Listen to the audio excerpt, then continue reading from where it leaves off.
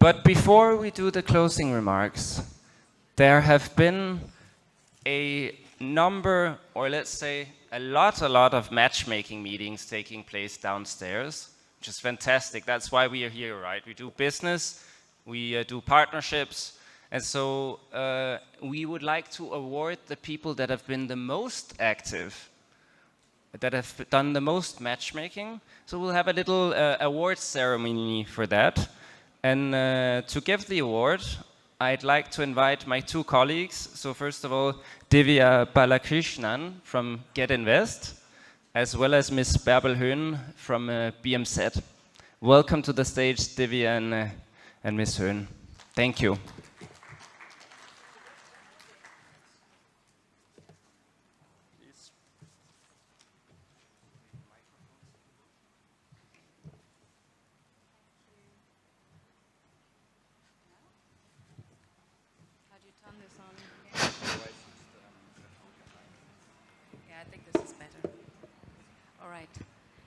Thank you everybody for joining in. I believe there's supposed to be a presentation that goes on. Right, there we are. Yes, all right. So we can already move to the next slide. We are speaking here about the GET.invest Matchmaking Awards. Yes, and thank you, Frau Höhn, for being here with us. I'm Divya Balakrishnan. I'm a senior advisor at GET.invest, and I will walk us through this in a second. Is it there? No? Yes. Okay, there we go. Just very briefly, the mandate of GET.invest is to mobilize investments in renewable energy companies and projects. And as part of this, we conduct the matchmaking with an intention to enable a platform space to have all of you connect with the right business contacts, have the right conversations, and yeah, progress potentially financing into your businesses. And as a result, as a result, we've had over 500 participants connect over the matchmaking platform, due to which we've also had to increase the number of matchmaking slots. So shout out to all of you for using the platform well. Good job on that. And I'd now like to, apologies for already giving away a bit of that, but I'd like to invite Frau Höhn, who is the BMZ representative, BMZ being the German Federal Ministry of Economic Cooperation and Development, to kindly do the honors and yeah, introduce us to the winners, please. You can even make a click, but yes. not yet. Yes. Yes, so thank you very much. I have the honor to present this very important awards, and maybe you have a small look who is one of the winners, but you don't know everything, because, you know, first it's very interesting that this B2 matches was one of the most important point of this conference, and that's why we think the most active persons, we would like to give the award to them. And the first one is a Beekeeper Award. And who is that? The beekeeper, that is Shantha Blowman from Zimbabwe. Please come on stage.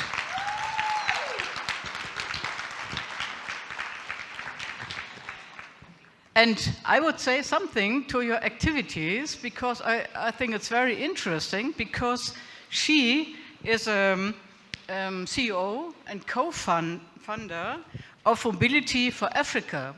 And what you are doing is that you, for example, for small farmers, you prepare the mobility that they can have access to the market, have access to health care, and have access to education. And that's so great. We hope that you will be successful in future too. And that is a beekeeper, because you must be protected for the bees. Thank you so much.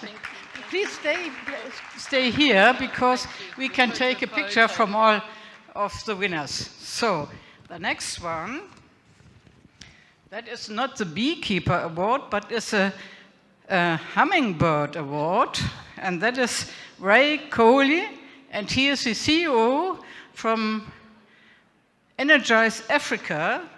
That is a crowdfunding platform from Oxford, UK. Please come on stage. That's great to have you here. Thank you.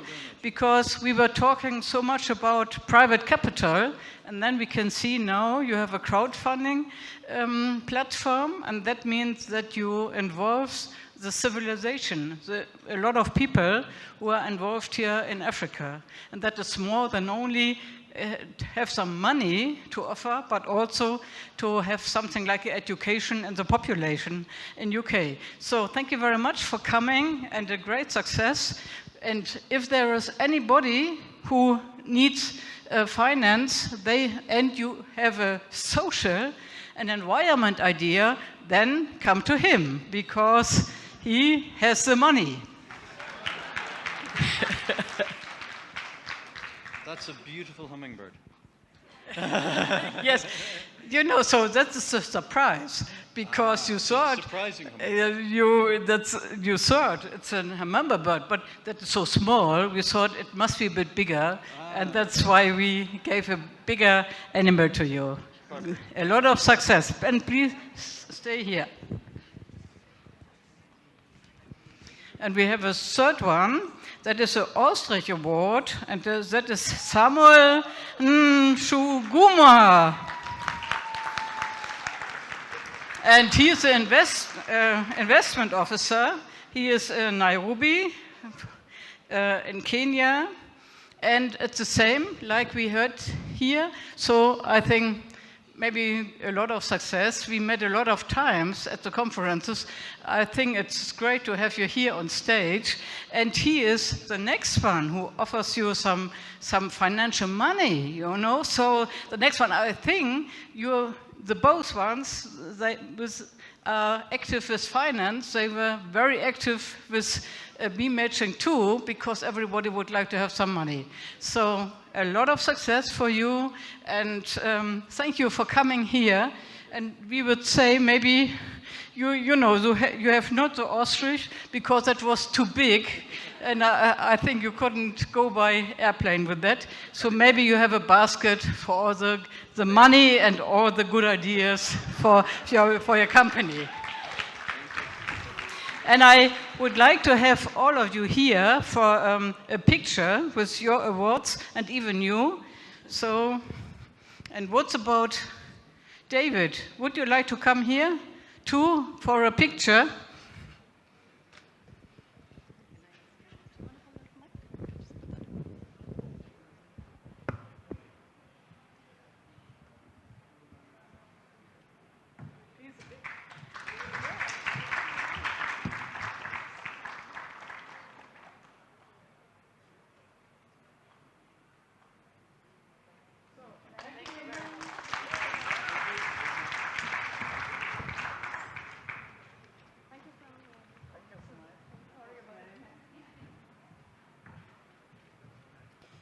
Thank you so much. Congratulations to the winners. And now we will go to the actual closing, promise.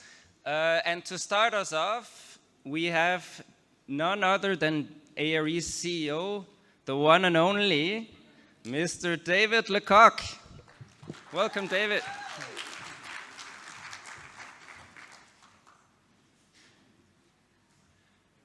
All right, I forgot about this part. Good evening, good bonsoir to everybody that is with us today. I think we have the participants that are trickling in from the other, sessions. I'm destroying the stage, but it's the end, so it's okay. And thank you for being here. First of all, to you, dear participants, for making such active business investment discussions. And so I would like to start off with a round of applause for yourself. So As you may have heard by now, my name is David. I work with ARE, and we are the proud organizers of this special 10th edition of the Energy Access Investment Forum that we do this year under the patronage of the Ministry of Energy and Mineral Development here of Uganda. And that we have here acknowledging the presence of the PS Bateebe, who will make a closing towards the end of this session. We are extremely proud to be one of the first, if not the first, perhaps, event from private sector to be co-hosted by the EU Global Gateway initiative, and therefore work with EU delegation and the support of the GET.invest team to really make these kind of activities happen. This year, as I mentioned in my opening, we have an incredible amount of strategic partnerships, and the French government, ADEME, AFD. We have the UNDP Africa Mini-Grids program. I think they came with 50 delegates from all over Africa, with RMI and Jeff there as well. We have the UK under different forms and shapes, Energy Compact, the ZGen program, that was also in the exhibition. IFC, World Bank, I think we've heard a lot. Also my ears have gone like this every time there was an intervention to see what is happening on M300 and when does it hit the ground running. TLP, it was mentioned in the last session, anchor partner of ARE. From India, I'm so happy, I don't know, where's my colleague Nitin Akade? There you are, Nitin. Thank you so much for leading our first ever Indian delegation to the investment forum here in Africa. This has really been quite a game changer for us. And then from the EU side, we also have the TI OPVET, as well as the EU Africa Business Forum facility that I wanted to acknowledge. This is more public sector side, more on the private sector or on the sponsoring side of things. I would like to express our heartfelt thanks to the African Development Bank CEFA program, as every year. And then our members, ADA Luxembourg, COMAP, and G-Energy Access Schneider Electric as gold sponsors this year. Again, thank you for that. The silver sponsors, Engreen, Enos, Shell Foundation, Zimpertech, and Infracredit. Brown sponsors, SkySail, Turbulent, Victron, Wheelite, and Tamarso. And then for the reception, this is very important, is the evening drinks also tonight. Yesterday we had ETFI Electrifying Gaia Impact. Tonight, none other than IFC sponsoring the drinks. A big thank you to all our partners, sponsors, and our host, the patron MEMD.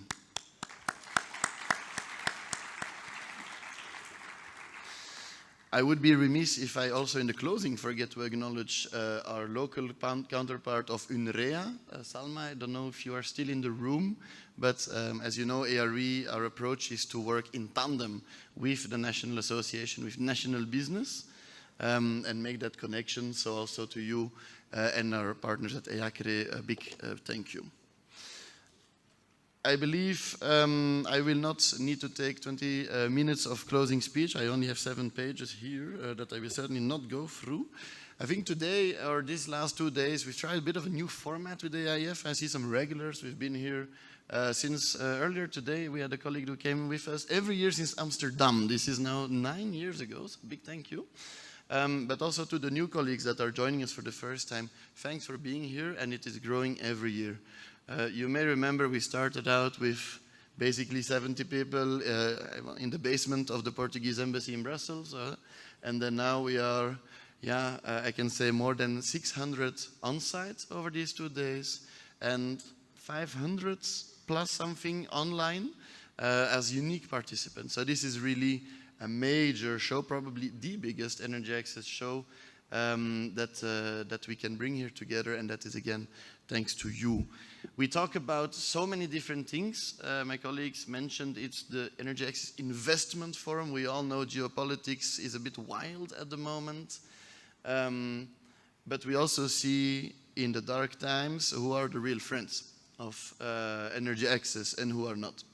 And so I think this is really an important moment to acknowledge the contributions that are being made, of course, from European Union, but also from the World Bank and the Mission 300 partners that work together with all these governments that we are working with in the African countries to make energy access not only a reality, but to make it a reality within 5 years by 2030.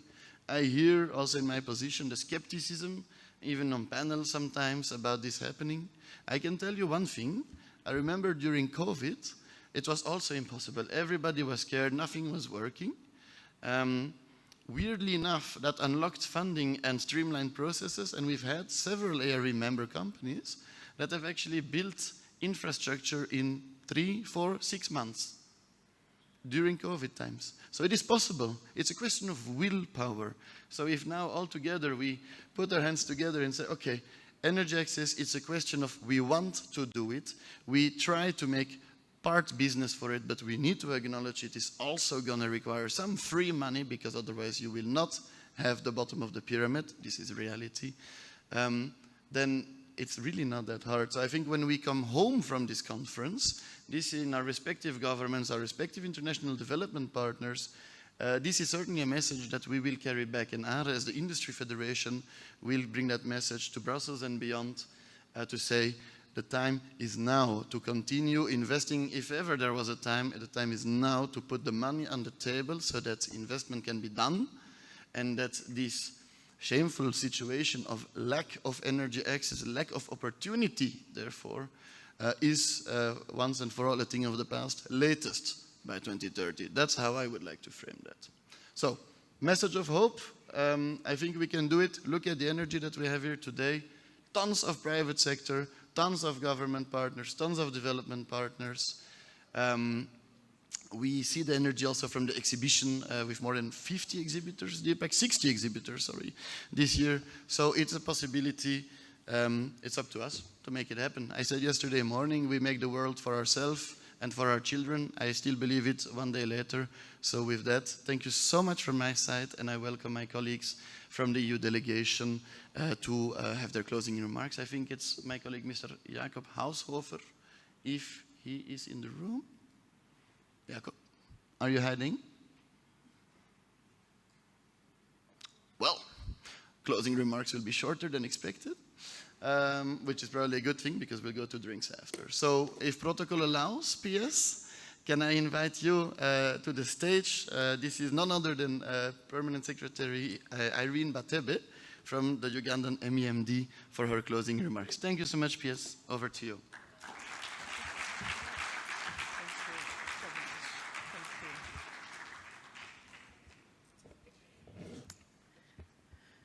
Distinguished guests, ladies and gentlemen, our dear partners of GIZ, Team Europe, BMZ, IFC World Bank, we are delighted as the Ministry of Energy and Mineral Development for having hosted you, and we continue to host you through tomorrow. And I hope you have heard and enjoyed the first 2 days of the conference. Ladies and gentlemen, as we come to the close of the 10th Energy Access Investment Forum, yet the first for Uganda, I am enthused to reflect on the productive discussions that you have held in the last 2 days. Without a doubt, this forum has proven to be a useful platform for exchanging diverse ideas on the future of energy, ideas rooted in engineering, which is a good thing, innovative financing, and most importantly, effective execution. Beyond the conference, we want to see the impact of what we have discussed. And I want to thank the Alliance for Rural Electrification for the choice of the venue, number one, Kampala, Entebbe, Uganda, but also critically the timing of the conference. We are going through a critical point of inflection as a globe. We're experiencing a changing world. And like the economists say, the world is currently bunny, not the Easter bunny. It's brittle, we are anxious, it's non-linear and incomprehensible. So as we sit here and discussing issues of investment in rural electrification, it's important that we link mobilization of investment to the ongoing global issues. What does it mean? What does it mean to capital flows into the developing world like ours? So I'm glad that you have discussed issues around innovative financing, issues of private sector participation, among others. Of course, as Uganda, but also the rest of the East Africa region, we are determined to sail through this period and ensure that we continue to build resilient systems that will enable us continue to mobilize financing for rural electrification development, but also our greater targets that we've set in our different policies and plans. And as we do that as a region, we have set a number of pillars. I'll just summarize them. We are committed to remain an investment destination, one, to ensure we continue to expand our access and achieve universal coverage when it comes to electricity. And I'm glad that in the discussion you've looked at issues of grid and off-grid solutions, supporting mini-grids, extremely important to drive our access agenda. Two, we are committed to ensure promotion of productive uses of electricity, because as we mobilize financing, we must ensure we are creating business cases and ensuring the viability of the different projects that we want to develop. So we are keen as the government to support the private sector to unlock economic growth by supporting small-scale businesses, industries, and agricultural activities. That way, we will be able to promote these productive uses of energy. Three, we are keen to address issues of sustainability and affordability, and I believe this formed a big part of the discussion so that we are able to have cost-effective solutions and ensure that our communities, our people can afford this electricity. It's one thing mobilizing the financing and investing, it's another for the people to utilize this electricity. So we are keen on that. I was delighted to see under sustainability that you had a specific discussion on national and community participation, local content, national content. Without a doubt, engaging local communities in the planning and implementation of rural electrification projects will go a long way to ensure ownership and sustainability of these projects. So that was well thought through. Number four, of course, as the bloc and Uganda, we are dedicated to the different broader development goals. We are aligned with the SDG 7 to ensure affordable and clean energy, but also aspects of climate action, promoting energy efficiency and renewable energy. And I'm glad there were specific panels on e-mobility, energy efficiency, and that will go a long way to reduce carbon emissions and address issues of climate change. So as we close today, we as the Ministry of Energy and Mineral Development are extremely delighted that we had this privilege of hosting you all in Uganda. And beyond the conference, we hope that you will visit Uganda. Don't stop at the shores of Lake Victoria. Lake Victoria is wider. Take a journey out of Entebbe, out of Kampala, and enjoy the hospitality of Uganda. We thank you, and we wish you a great remaining stay for the remaining days. Thank you.